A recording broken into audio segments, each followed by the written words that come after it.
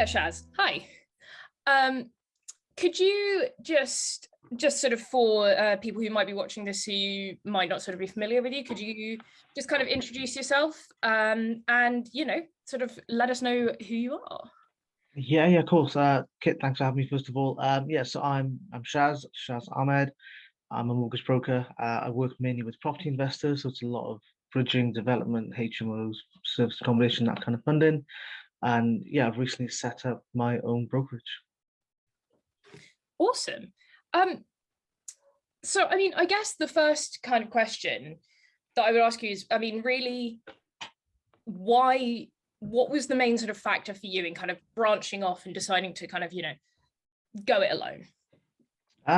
It's interesting. I think it is natural progression. You hit a kind of ceiling when you're working under someone else. I was self-employed anyway, but Mhm. even then, you're still under someone else's umbrella, someone else's brand. And really long term, I have a vision of growing a business and a team, and I couldn't really do that under someone else's setup, really. So that was the first thing.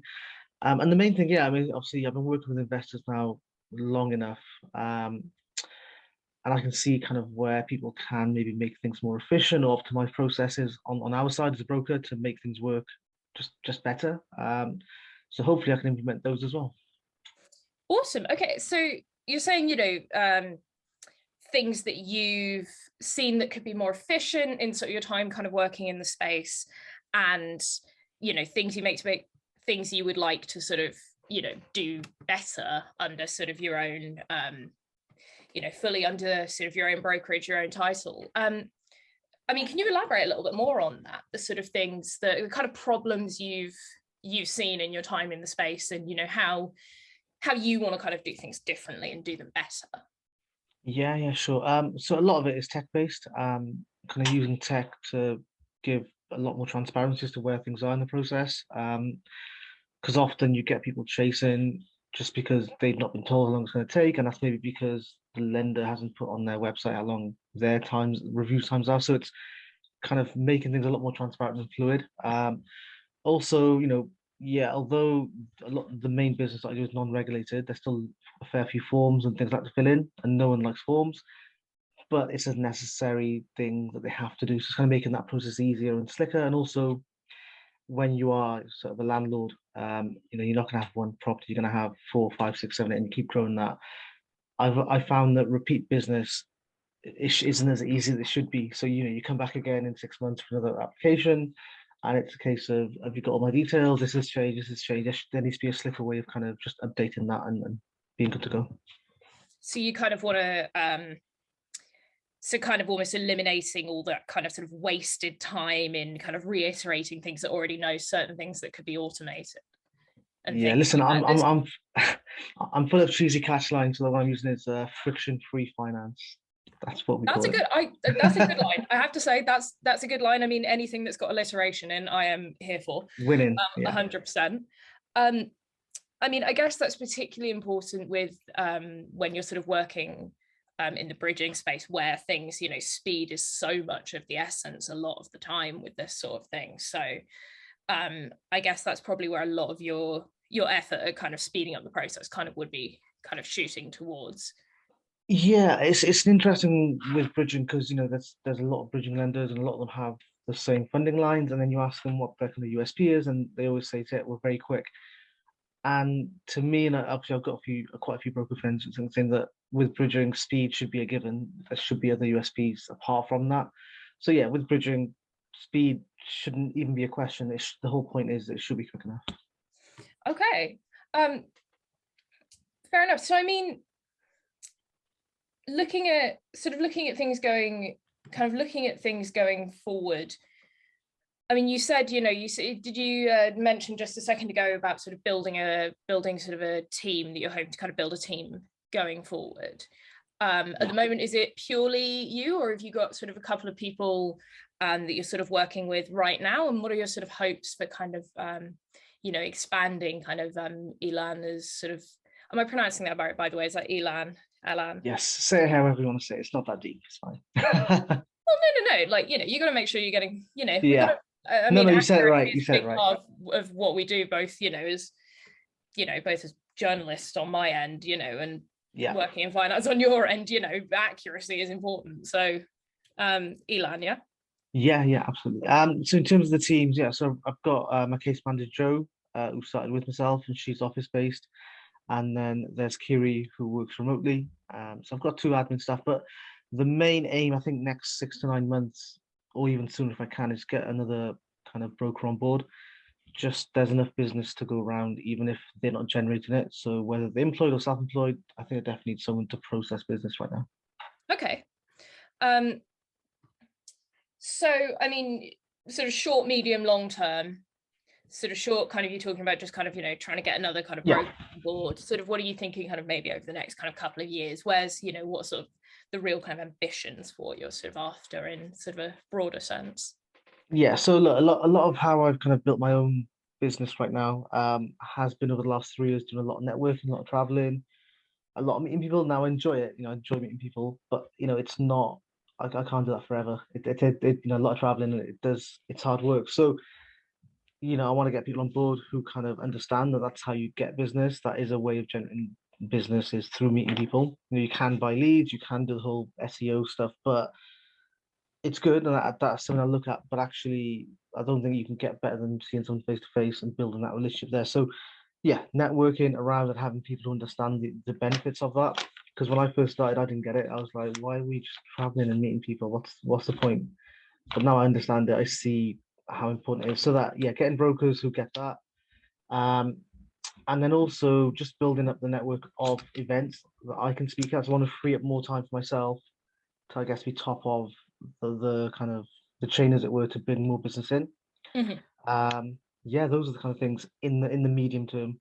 I mean, longer term, I actually hoping to set up an office in Birmingham, and Awesome. that's because a lot of my clients are there. So in terms of the networking, that's kind of my patch, as it were. So it makes sense to have a mini office there, and also branching out into London as well. I mean, amazing. I mean, you're saying about, you know, networking and traveling and meeting people. It Yeah, reminds me of a phrase that I have heard, which is networking is the most necessary and evil of all necessary evil. yeah, That's one that I've absolutely. like heard a couple of people sort of say. And I mean, I guess, you know, this is all so new and like so, you know, so fresh at the time of us chatting right now. I mean, it was I think less than a week ago that you announced, you know, that Yeah. you're launching Elan. I mean, how are you feeling really about it? It's a huge step. How are you feeling? It's been good. Look, obviously, so the company I was with, GPS Financial, they've been absolutely great, and kind of so appreciate full love for them.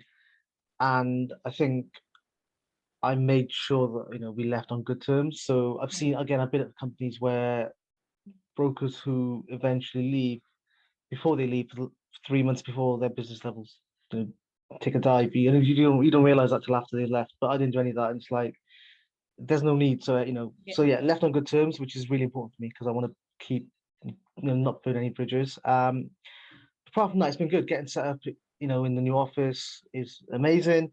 What isn't so good, and I didn't realize how much of a hassle it is getting re-registered with lenders. And also, some lenders are very keen that as soon as you put your new registrations in, they just lock out your own logins. And of course, I've got a fair few cases that I'm like, hang on, I need to access those as well. So there's that. I think I mentioned in our kind of back and forth that perhaps that's a gap that maybe someone in the compliance department could arrange for like a broker handover or something where there's a transition period, because the ultimate aim was to make the changeover really seamless, and it's been fine. There's been no nightmares, but there's been that week last week where I felt I've done nothing, but actually it's just because there was just a lot of admin to be done. Yeah. I mean, I was about to actually ask you, you know, what sort of things, I mean, obviously, like I say, still early days, what sort of things do you wish that someone had maybe told you, you know, before you sort of decided to branch off? But I'm guessing, you know, your answer probably would be sort of the way the kind of the admin process, you know. Yeah, just kind of signposting exactly what would happen during the transition. Yeah. So lenders, like I say, are not as soon as you register, they're keen to just lock you out of your old stuff. Mhm. Okay. So one of the things, that you sort of mentioned in a conversation that we'd had, that we sort of had earlier, was like one of your sort of kind of values that sort of the business that you really want to sort of have going forward is kind of is responsiveness. That was one of the things that you said, because you said you've seen so many times where clients have just been like completely ghosted by people. Yes. Just these sorts of things. I mean, you know, in terms of sort of balancing the kind of the, you know, making sure that you're keeping, you know, keeping sort of clients kind of up to date and things like that, but also not just bombarding and overwhelming. How do you sort of plan to kind of, do you have sort of a specific kind of plan of attack for how you're going to, you know, try and balance that? Or is that something you see kind of being a learning curve kind of going forward? I think it's, so for me personally, I'm okay with it. I think that's just my personality or work ethic or whatever, that I am just really responsive. If someone WhatsApps me or emails me, I'll just reply there and then, unless it is an actual task, in which case, you know, I'll diarise it. But people often say, you know, how are you so quick? And it's just because if my to-do list is more than one page, I get anxiety. It's just get it done if it can be done. But I think the challenge will be putting those values in place for people who are working within the team to make sure they understand again the why that's important. And a lot of it is down to just being empathetic with the end client. So look, you know, lenders could have an issue. I could have so much volume, but at the end of the day, we've got a client looking to buy a house or remortgage a house, and that's what's important to them. And if they're paying a broker fee, if they're paying a lender fee, they don't really care. They just want the money at the back end. So it's just understanding our role in that whole journey, and just keeping everyone informed. But that again will help, I think, with the systems that we're using, the techie kind of systems. They'll have open access to all the updates. But again, it's up to us to update that. Mm-hmm. And is that like a custom kind of system that you've built, or is there like a platform that you've linked with? It's okay if you're not able to say or anything. That's absolutely fine. No. I'm using Smarter 365. So I've used it in the past and used it now. It's fine. It's very, very techy. Again, new clients who kind of been in touch since last week, they're happy days. It's getting the existing clients migrated over. Again, some of them are like, oh, but we're not used to this. And it's again explaining that long term, this will make things a lot more easier. Yeah. I mean, do you have any sort of predictions for kind of, you know, because over the past sort of, you know, even sort of 5 years or so, we've seen quite sort of big, I mean, goodness, even sort of in the past 5 months or so, we've seen quite dramatic shifts in the way sort of the property market's kind of been going and these sorts of things. I mean, do you have any sort of, what way kind of do you see sort of the property market, and I guess particularly kind of, you know, sort of bridging and BTL finance kind of going? Are there any sort of, you know, kind of predictions and things that you have in your head internally? Or is that just not where your sphere is kind of occupied right now? No, I like to stick to what I'm good at, which is finance. But in a general sense, I do think that, especially in that 5 year time frame, that I think buy to let especially will probably be regulated. I can see that happening because it probably needs to be as well. With stuff like bridging, commercial, it's interesting. I think a lot of it depends where the money's coming from. So you've got a lot of bridging lenders who've got funding from other banks, and they've got very little control of what they can do. And then you've got other funders who are privately led, and they tend to be a lot more flexible. So I think that'll stay. I mean, I'm seeing a lot more crowdfunding coming and going as well. So we'll probably slightly see lenders condensed. So there'll be less lenders, I think, in the space. Not that many, but because with the whole inflation and rate rises and everything else, something's got to give. So if the cost of money is increasing and the cost of funding is increasing, not all lenders are going to be stable to lend and be profitable. Okay. One thing I sort of specifically kind of wanted to ask about as well, that's kind of just come into my head, is we've spoken about buy to let, and obviously, you know, there are new regulations for sort of the energy efficiency of rental properties that are going to be coming in. Do you at the moment deal particularly with any lenders that are doing these kind of sort of green kind of refurbishment sort of remortgage kind of type deals, all these green BTL type products? Are you dealing with anyone in particular? You know, you're dealing with any sort of these products, or do you have plans to kind of really sort of, you know, shoot between trying to market these kind of products to clients and things? And if not, is that something you know, plan to kind of turn your attention to in terms of, you know, recommending to sort of clients and things? Yeah, I think obviously the EPC stuff is quite a hot topic, and the overall ESG piece as well. Initially, I'll be honest, I thought, it's going to be a bit of a just a gimmick to get in the press. Lenders just launch things, don't get any business, but it is what it is. But however, a couple of lenders doing it quite well. So you've got MS Lending, short-term finance, and Yeah. they're doing increases, or sorry, rate decreases or reduced fees if that's where people are going. The product that I'm quite interested in, and again, I need to just research a little bit more about it, is CHL with their uh, refurbishment buy to let. So if you're increasing the EPC, you can go onto a mortgage straight away, even without the product being rented. And I've got a few deals ready to go ahead with that as well. So yeah, you get what you focus on. I think that is something that landlords understand. It's something that they'll need to do. So it's not good to have, it's a need to have. Hmm. Okay. I guess kind of just to wrap it up, Hmm. I guess the question I'd really like to ask is, um, where can people find you? I mean, has your because the last time I checked, the website hadn't fully launched yet. You were still in the process of Yeah. getting the webpage up and running yet. Do you have sort of a date for when that will be ready to go?